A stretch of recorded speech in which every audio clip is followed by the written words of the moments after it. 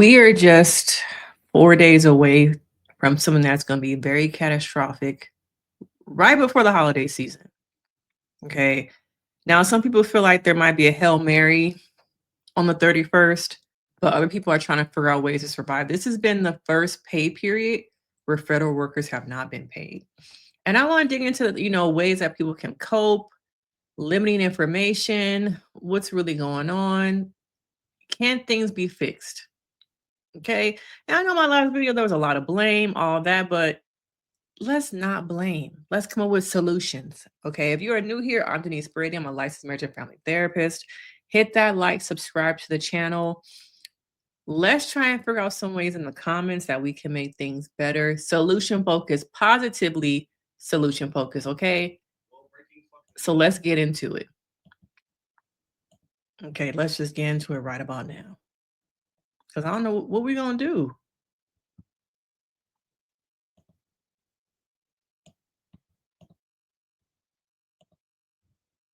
News. Politico released this article at 4:45 this morning, and I feel like it's a very important article, so I'm going to release this information to you. I'm going to paraphrase and give you it all in a lump sum.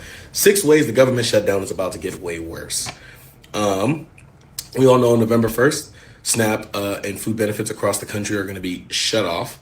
The Donald Trump violating the Hatch Act is going to push. If you go on the SNAP website, you're going to see that they're blaming the Democrats, right? Which is a violation of the Hatch Act. If you don't know what that is, please go look it up. Food assistance for more than 40 million people who are on SNAP will start to... 40 million people. 40 million. Now, people think that, oh, it's people just being lazy. It's just the people who don't work. There are people who are working, y'all, who get up and go to a job every day and still can't feed themselves, their families, people who are disabled, people who are on SSI. Children, elderly, all these vulnerable populations are about to be hit very hard right before the holiday season. To run out of money Saturday, and the Trump administration won't tap emergency funds to keep those food benefits going, according to the memo obtained by Politico. At least 25 states are already planning on cutting off their benefits, which supply low-income families. Some lawmakers have been pressing the administration to tap into agricultural contingency fund to pay out some of the benefits for next month. That pot of cash only has about $5 billion left, though far less than the roughly $9 billion to cover the food aid through November. Federal funding, the Early Head Start program, which my son is in.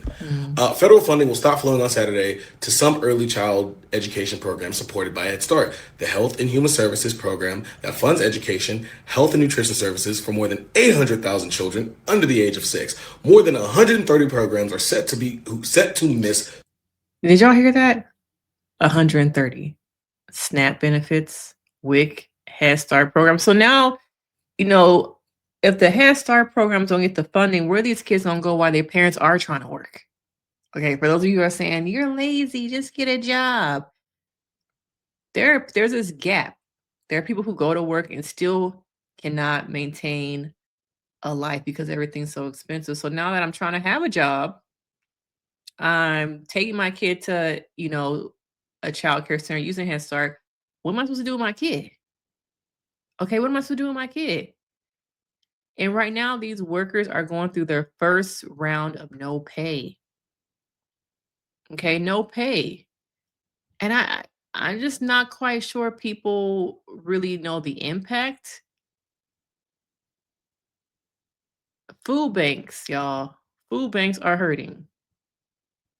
And it's not enough food to go around. 11 fears growing tonight as a critical lifeline set to be cut for 40 million Americans. Federal SNAP food assistance could run out by next weekend as the government shutdown heads into its 4th week. At least one expert now predicting this could potentially trigger the greatest hunger catastrophe in the U.S. since the Great Depression nearly 100 years ago. Good evening. I'm Liz Nagy. The shutdown is also leading to thousands of federal... Can y'all believe this? Can't believe that we are here. That we are here. They said 100 years later. Okay. Now, what does it look like for workers? What does it look like? Because I see some people are trying to figure out ways to not celebrate, but still be positive about the shutdown, being on TikTok, making dances. But there are really people who are really experiencing a struggle here. Okay. Northern Virginia, welcome to what the government shutdown really looks like. You see this line of cars right here? It takes 10 minutes to go from here, which is about the end of the line, to the front of the line, which is where the United Way is giving out food aid to federal workers. You can hear, obviously, these folks have been waiting a long time. I'm going to cut through to the other side of this line, cut through a parking lot, and talk to you about what federal workers have been telling me. I've been talking for hours to them in the last day, and including now, as they wait to get pantry supplies. We got the shutdown going on, 130 programs about to be hit, and then we also got the hurricane. I guess even though hurricane is not technically the U.S., but all those people who are trapped there, that country trying to figure out how bad this is going to be, the people from America who are trying to come back, that's going to be a financial deficit for them, being stuck there and having to come back. But look at the line. This is the situation for federal workers. The vast majority of them have told me that right now they support this shutdown. They say that they feel like they've been brutalized over the last 9 months. Many of them said they wanted someone to stand up for them. Wow. They believe that's what Democrats are doing, even as they are missing their first paycheck today. Many federal workers say they've been saving up for this, that they knew a shutdown could be coming, but not all of them have. I spoke to one man who has 4 kids. He will be okay for a little while, but he's already looking into trying to get a loan to pay for his mortgage.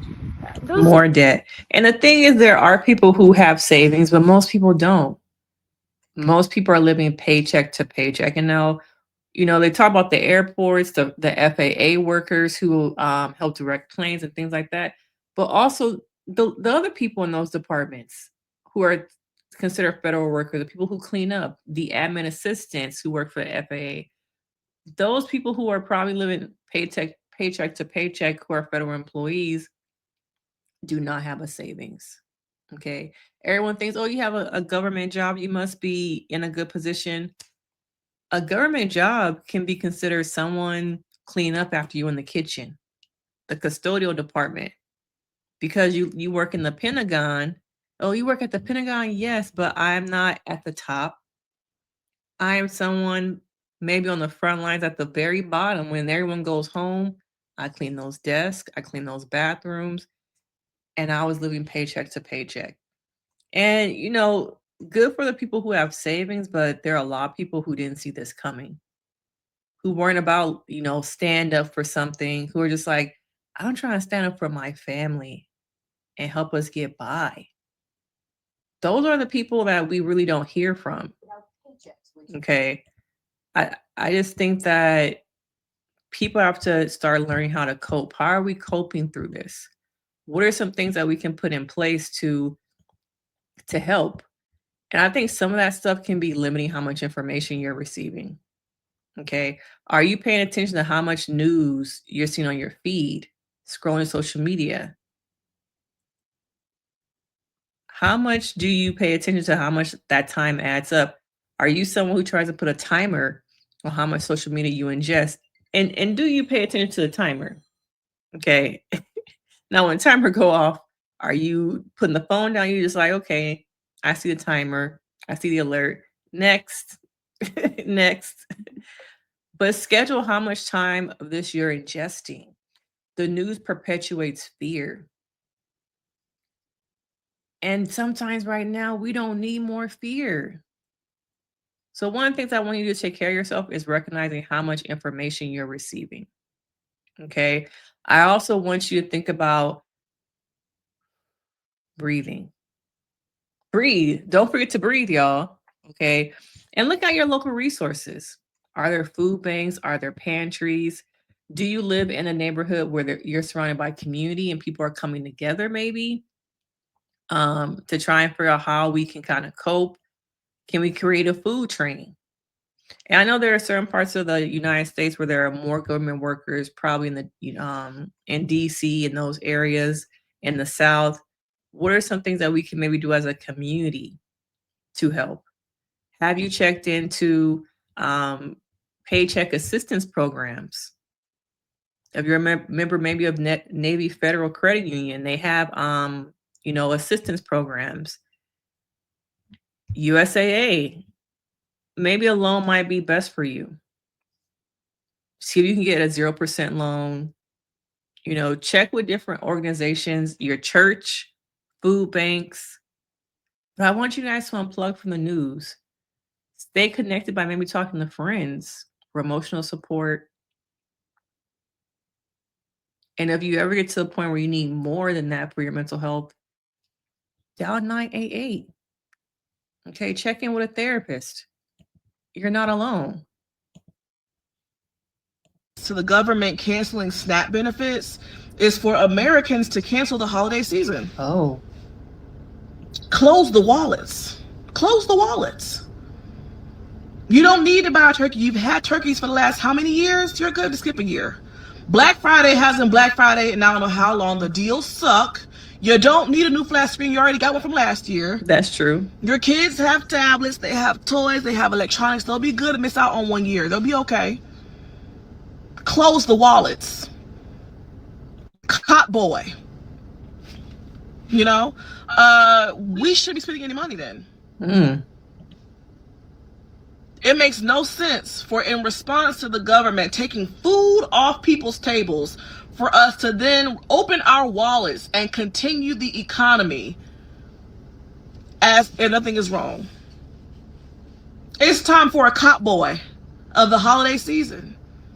The time of year where corporations make the most money, yeah, shut it down. Close the wallets. Do you guys think this is an effective thing to do? Have you talked to your kids about maybe this year the holidays are going to look different? Maybe you can't travel to go see family because these airline tickets are hella expensive. You might have to stay home. I remember seeing something also that Audi is going to be doing like a $40 meal deal.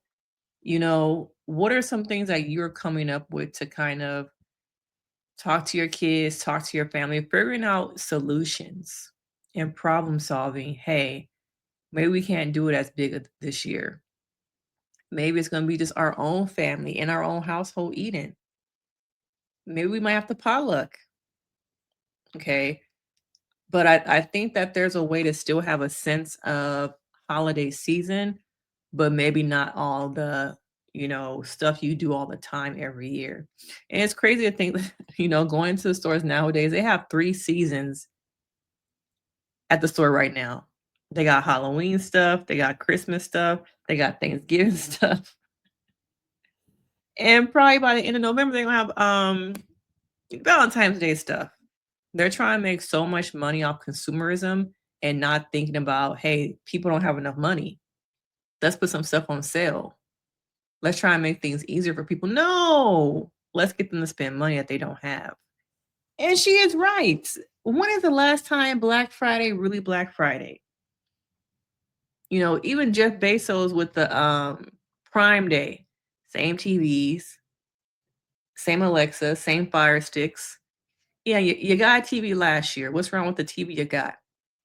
Okay. But are you a person that's trying to think about, am I going to have to cancel the holidays or am I going to pull back? Okay. Are we so attached to so much consumerism that's in our face that we need so much stuff that we don't? That we don't need all this. You don't need the Stanley tumblers, the new Uggs coming out. You don't need the 10th bottle of perfume. Hey, you might even get to a point where you might need to sell some of that stuff. Go on Posh.com, go on eBay, try and sell some of the stuff that you overly bought so that you can bring some money in for yourself. But I think, they got some key points about, do we cancel the holidays? Okay. Do we need all this stuff? Daycare. What do you do? Daycare. What do you do? Yeah, like I said, all the people, the daycares, what y'all gonna do?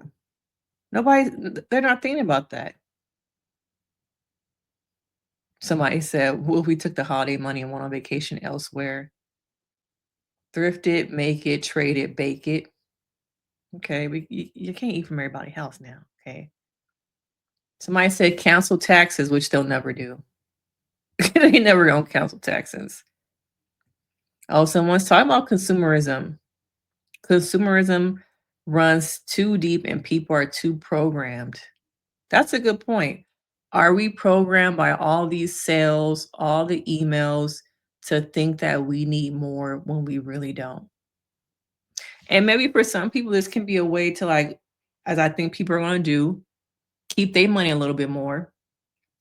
Okay. Keep their money a little bit more. Think about, okay, what are some things I can get rid of? What are some things I don't need? But then, you know, the side effect is that some of these places are now about to do layoffs. Okay. Target's about to do layoffs. Let me look up this. Well, bitch, welcome to Turtle News. Target said on Thursday that it is cutting 1,800 roles across the company, or roughly 8% of its corporate workforce. It marks the largest round of layoffs at the company in a decade. The retailer is fighting to get back to growth and poised to get a new CEO in February. Bitch, a new CEO is not going to help this. Unfortunately, Target made a terrible fucking decision, and now it is playing at the corporate level. Okay? I'm so sorry to the 1,800 people who have lost their jobs. However, your corporation made terrible choices in who they chose to align with. And people are standing on fucking business. I have not been... Now, the consequence of, you know, when people boycott, people keep their money in their pockets more, they are not shopping. So people are getting less hours, which means some people are being laid off. That's a consequence of people. Some people might feel like that's Target, the consequence of some of the things, the decisions that they made. And I think we're going to see more of this. As people have less money to spend, people are keeping the money that they do have, people are going to be laid off. Okay. Ain't no way you can't tell me that we're in a recession right now, that we not. Okay. Everything tells me that we are in a recession. And it's not good. And I want to know, what are you guys doing to try and cope with all this? Are you limiting your intake of news? Are you paying attention to how much you're eating? Are you stress eating? Are you getting enough sleep? Are you trying to maintain some kind of routine that keep your mind busy away from dead scrolling? And as you're going through your day, do you recognize how you're feeling, what's coming up as you're seeing these things everywhere? One thing I try to tell my clients is to have maybe a nighttime routine, something that helps your mind kind of start to settle down to the evening so it's not so active as you're trying to go to sleep. Don't go to sleep with the phone in your hands. And even in the morning, for stress management and well-being, have you thought about creating a morning routine, something to help you kind of get up and feel motivated to get out the bed, get out that door? Maybe it's feeling motivated to go to a job that you don't like. But I think it's important that as we move forward in week 4, November 1st is right around the corner. What are some solutions you're coming up with for yourself? How are you planning to get through this time? Because it feels like right now, there's not an end in sight. Okay. Now, those of you who think that we might get a Hail Mary, let me know. Are you waiting around for that? Are you trying to be precautious? Do you think we're about to get into a point where people are just all about themselves and going to do whatever they can to survive? And it's right before the holiday season. And some of the most vulnerable population, elderly, kids, those are the ones who are going to be most affected. The things they're about to miss out on that create joy, core memories. And like the newscaster said, over 100 years since the last time this happened. And this is the longest government shutdown we have seen.